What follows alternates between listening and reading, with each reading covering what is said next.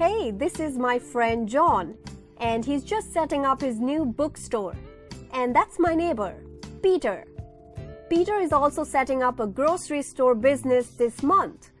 John began his bookstore business with $10,000. During the first month, he had already rented out a place. He first found out where he could buy books at a good price.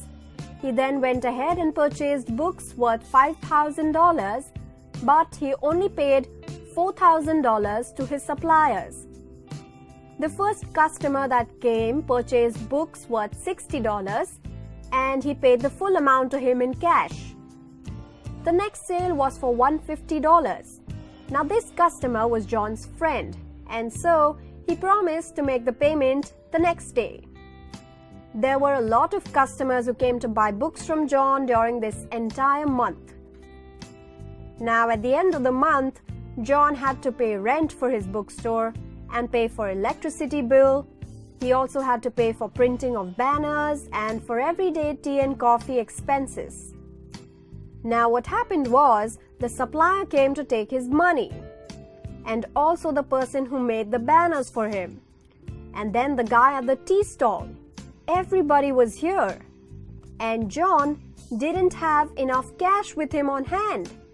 He had forgotten how much money to pay each one of them. He did not write it down or record any of the transactions that happened. He still had not received money from people he was supposed to, and he was helpless because he had no record of how much to pay and receive from whom. So John was in a total mess.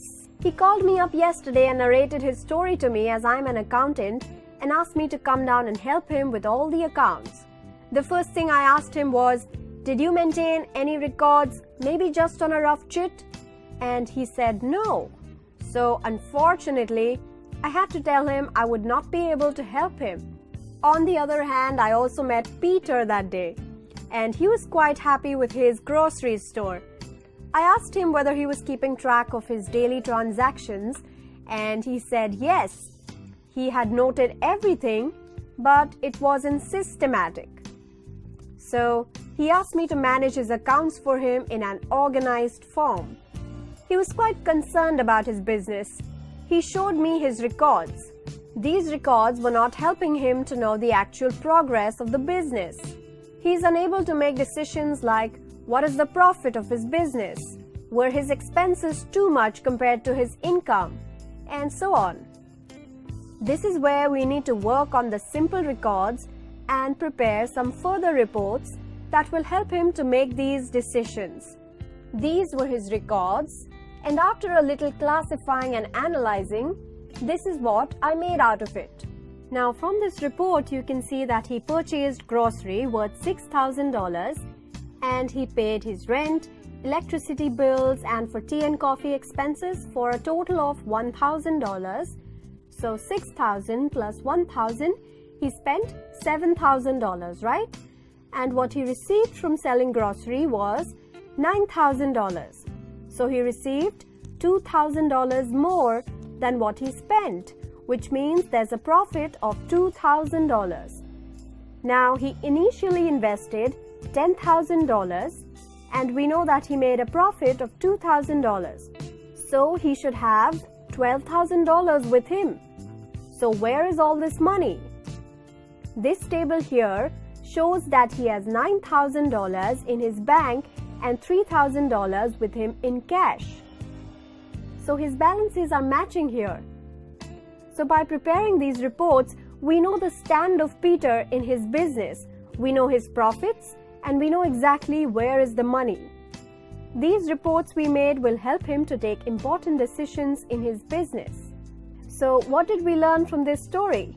John did not maintain any records, which is why we could not further help him to prepare any accounting reports, but Peter kept records. This initial records maintained is nothing but bookkeeping, which is the first step in making reports. And this whole procedure of keeping records, classifying, and analyzing to make reports which help in decision making is nothing but accountancy. Accountancy is essential for any business activity, like we saw in this case.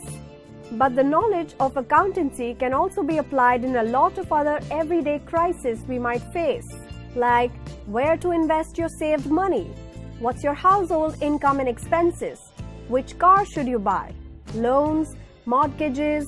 The use can be endless. So that's all for today. Thank you.